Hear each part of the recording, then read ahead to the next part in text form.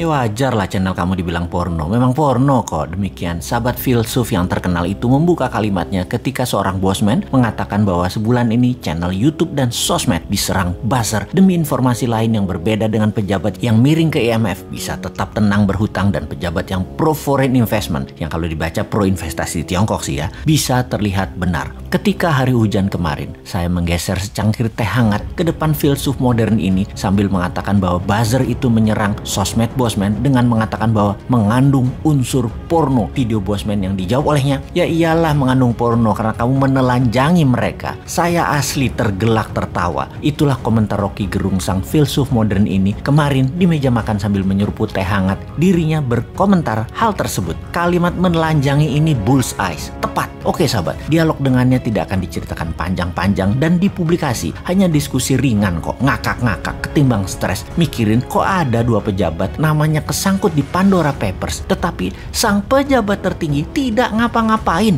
Mereka dan masyarakat dong lebih hebat lagi, yaitu bahwa itu dianggap hal biasa saja di zaman pejabatnya yang paling populer sedunia saat ini. Itu biasa saja, walaupun artinya nama yang ada di Pandora Papers itu kalau mereka berdua pejabat di Tiongkok sudah masuk kategori korupsi yang bakal di titik-titik. Kalian tulis sendiri titik-titik itu apa. Tapi itu kan di negara yang berdaulat yang anti korupsi. Ya lain ladang lain belalang lah. Ladang negara tetangga kan lain dengan Tiongkok. Tiongkok itu sentral, pusatnya. Negara tetangga itu adalah provinsinya Tiongkok. Mempermudah kebijakan sentral itu kewajiban. Dan yang di Pandora Papers itu fee atau bonus. Ya nggak apa-apa juga. Jadi semuanya jalan seperti biasa. Mumpung masyarakatnya sudah dibuat apatis tingkat dewa. Kecuali yang oposisi. Kesenangan ada bahan maki-maki. Tapi nggak ada solusinya juga. Sungguh heran dengan didiamkannya pejabat yang namanya ada di dalam Pandora Papers. Padahal ini pembuktian kebenaran apakah data itu salah atau benar mudah diklarifikasi. Kalau benar, keduanya harus dipidanakan. Pandora Papers adalah skandal penghindaran pajak terbesar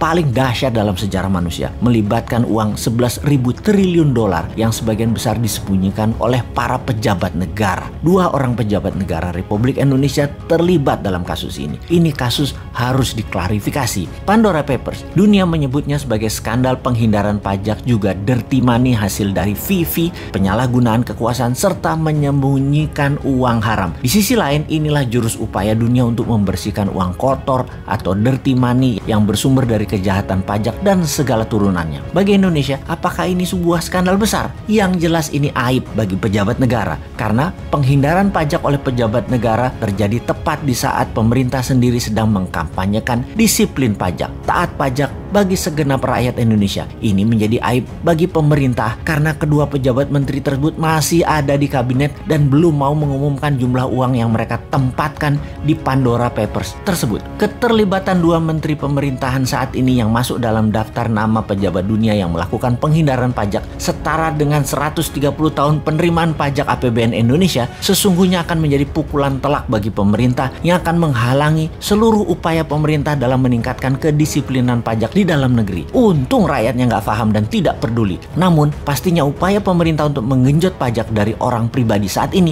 akan menjadi bahan cemoohan bagi pembayar pajak karena menterinya sendiri justru melakukan penghindaran pajak. Pejabatnya mencari surga pajak di luar negeri, sementara rakyat Indonesia sendiri dibenamkan dalam neraka pajak. Tapi ya sudahlah, walaupun kita ngomong panjang lebar, toh rakyat masih memuja pemimpin yang populer yang tetap melindungi orang-orang di sekitarnya walau jelas-jelas ada di Pandora Papers. Selamat, sekali lagi, selamat memanfaatkan kepercayaan masyarakat yang bodoh, tidak peduli, dan hanya bisa diam seperti saya.